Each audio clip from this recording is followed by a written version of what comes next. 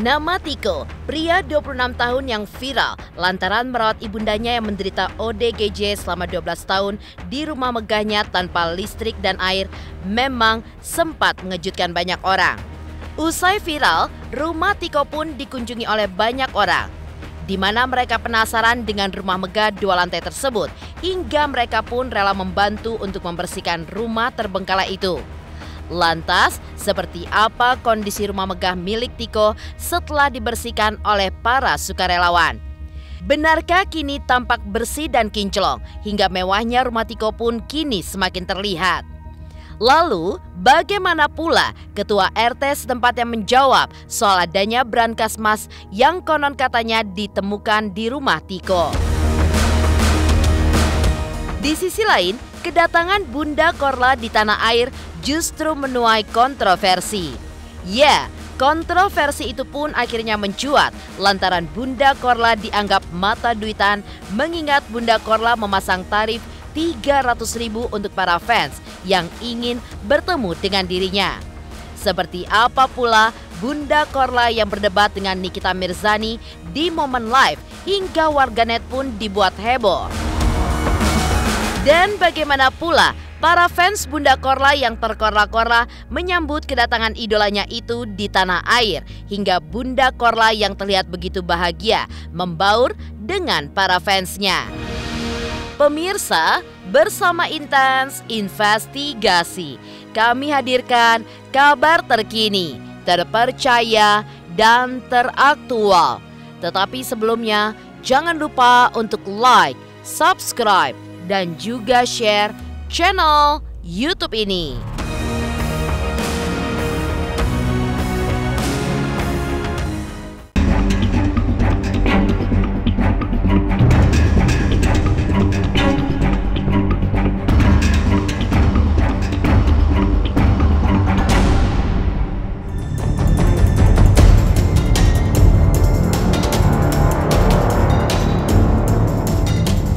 Kisah anak muda yang bernama Tiko benar-benar menginspirasi banyak orang soal kecintanya pada sang ibu.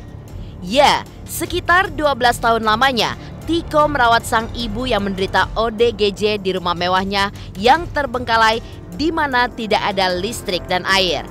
Usai viral hingga menjadi pusat perhatian, rumah Tiko pun akhirnya dikunjungi oleh banyak orang yang secara sukarela membersihkan rumah Tiko tersebut. Sementara itu, pasca dibersihkan secara gotong royong oleh banyak pihak, penampakan rumah mewah yang selama ini dihuni Tiko dan Ibu Eni pun terlihat jauh berbeda. Kini, rumah mewah berlantai 2 itu pun terlihat bersih dan bahkan telah kembali menampakkan jejak-jejak kemewahannya. Apalagi, rumah tersebut juga telah dialiri listrik dan air bersih.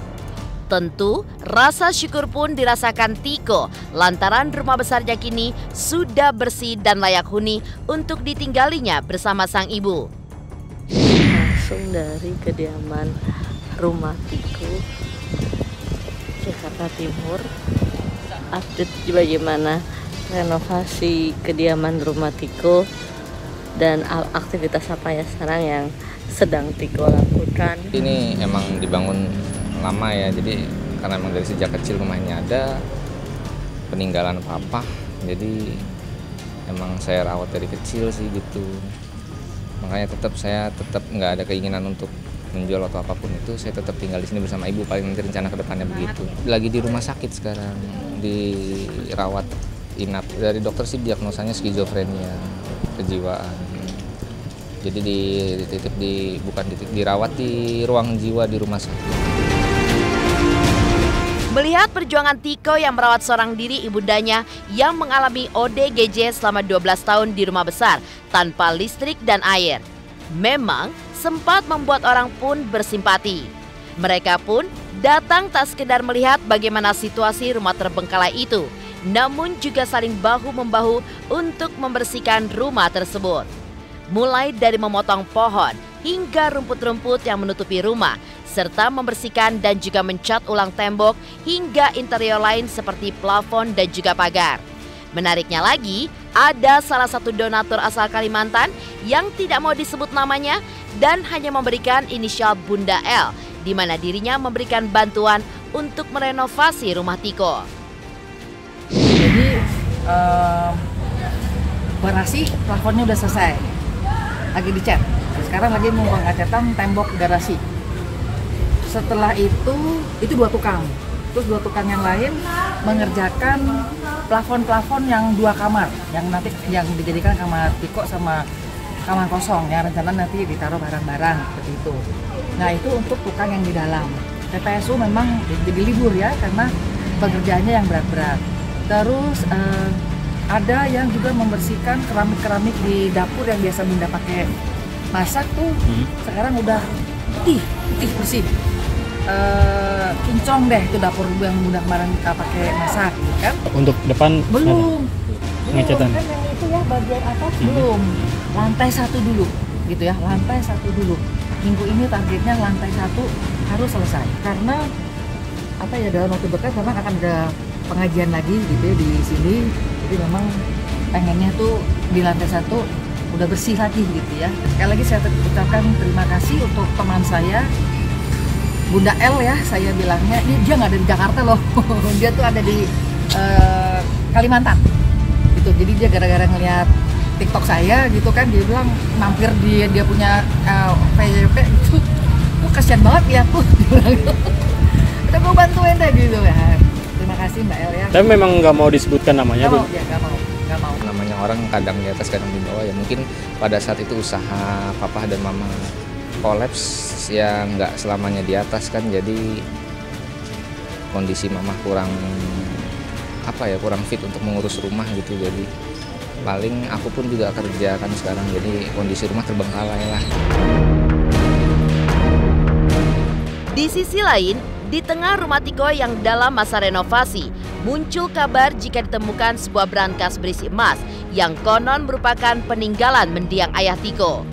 Mengingat isu brankas berisi emas ini sempat menghebohkan media sosial, lantas seperti apa Ketua RT setempat yang mengklarifikasi kabar tersebut? Informasi dari saya berarti beritanya tidak benar ya. Jadi tidak benar ya kan? Oh, berarti intinya hoax ya, Pak RT? Banyak berita-berita hoax. Papa sih sama mama dulu orang departemen rekanan. Paling itu aja yang saya tahu sih, di suatu departemen keuangan gitu. Dari kabar Tiko, lantas seperti apa kedatangan Bunda Korla di tanah air yang justru menuai kehebohan hingga kontroversi dengan Nikita Mirzani? Pemirsa Intens Investigasi, jangan lupa untuk like, subscribe, dan juga share channel YouTube ini. Halo, aku Bunga Zainal. Saksikan terus Intens Investigasi yang tayang 3 kali sehari, Senin sampai Sabtu, dan jangan lupa kalian like, share, dan subscribe.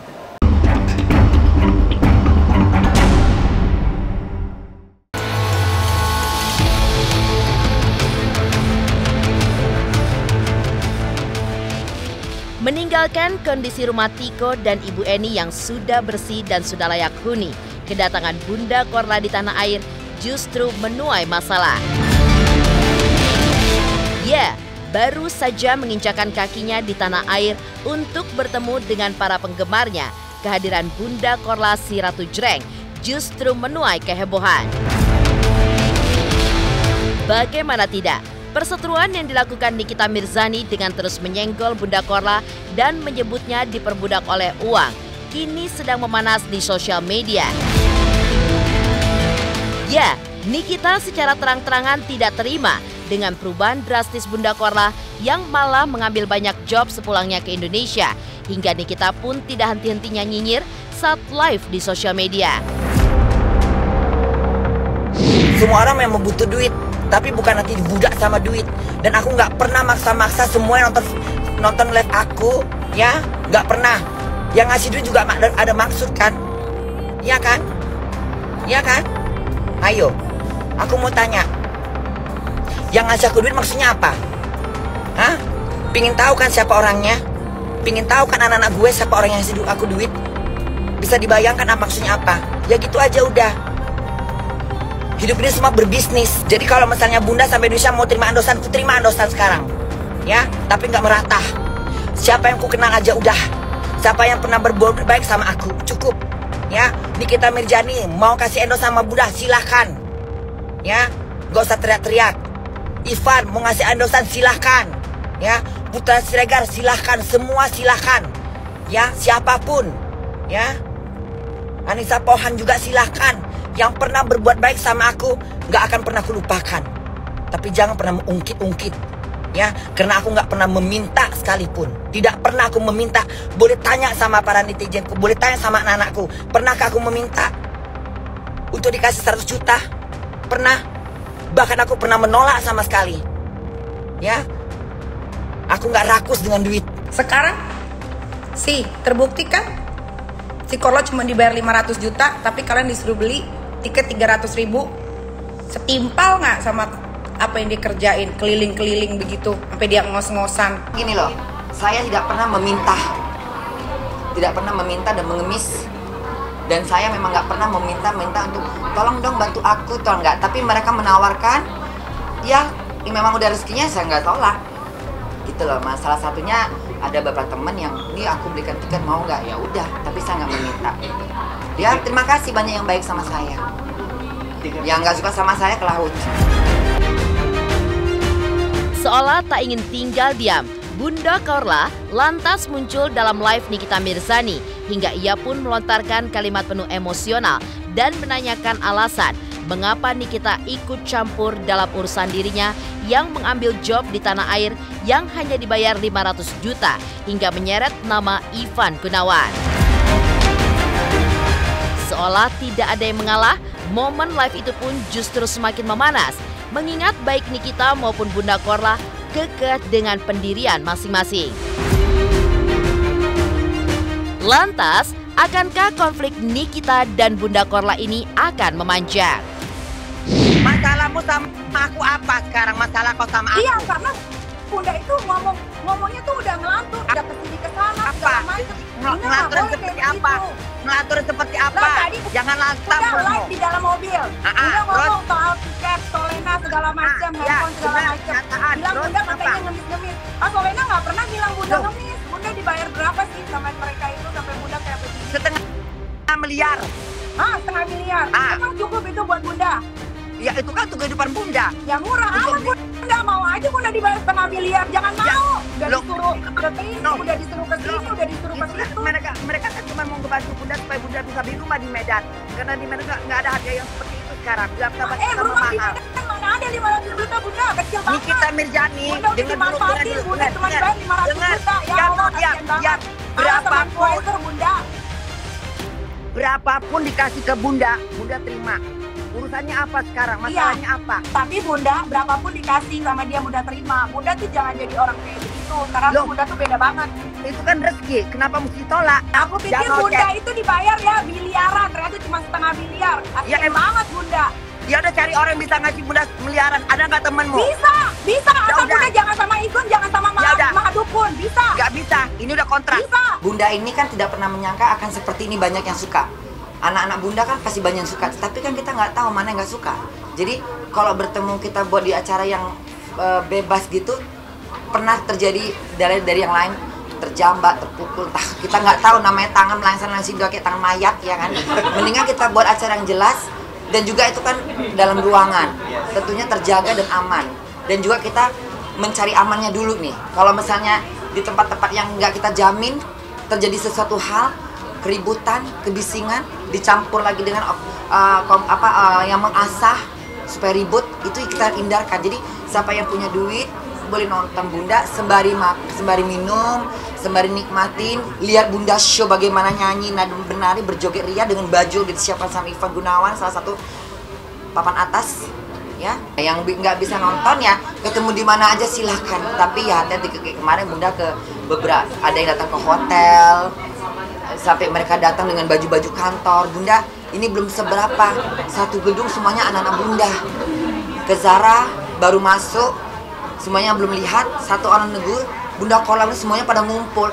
Itu Bunda udah kewalahan itu ngadapin putusan, udah wah kok seperti ini, aduh alamat ini bahaya nih. Apalagi kalau Bunda ngadakan satu acara di tempat yang bebas, aman, nggak bisa kita jamin keamanannya, gratis, takutnya terjadi sesuatu. Makanya ya, tapi kalau misalnya nanti ada yang ngundang Bunda boleh nggak nyanyi di sini atau dari sini, kita ngibur silahkan, tapi tak sepanggung, tetap menjaga. Kita bukannya apa, khawatir.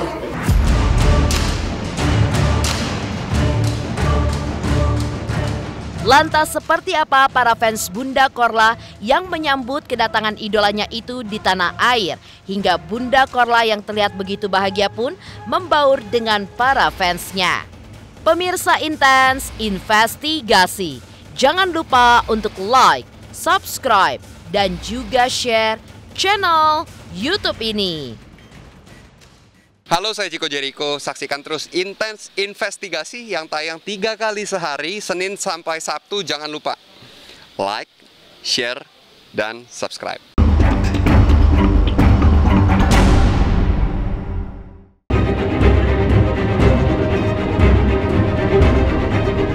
Komentar miring terkait meet and greet Bunda Korla memang sempat disampaikan Nikita Mirzani. Dalam hal ini, Nikita pun menyinggung Bunda Korla yang sempat berujar jika tidak mau dibayar dan suka kebebasan. Namun, hal tersebut justru berbeda setelah kedatangannya di tanah air, di mana ia memasang tarif Rp300.000 untuk bisa bertemu dan juga berpesta dengan dirinya. Namun, di tengah kontroversi yang terjadi, kedatangan si Ratu Jreng ke Indonesia itu memang langsung disambut oleh puluhan fans yang sudah menunggu-nunggu kehadirannya. Bunda Korla pun bahkan sempat bernyanyi dan juga menari, diiringi nyanyian dari para fansnya. Di akhir kunjungannya, Bunda Korla pun memberikan apresiasi dengan melambaikan tangan dari dalam mobil untuk semua fans-fansnya yang sudah datang dan menyambutnya dengan hangat.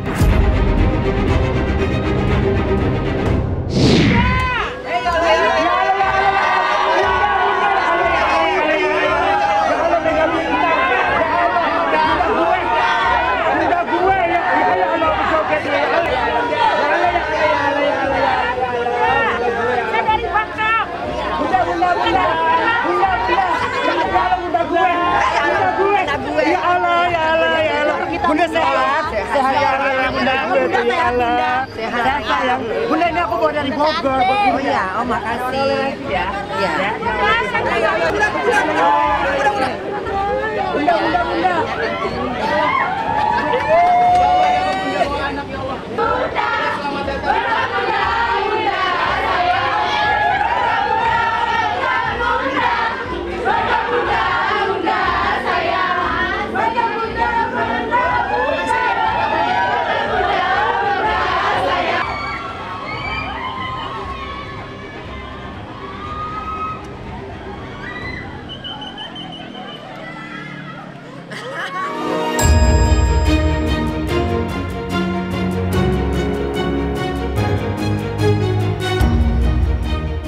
Demikian pemirsa, kabar terkini, terpercaya, dan teraktual yang kami hadirkan hari ini.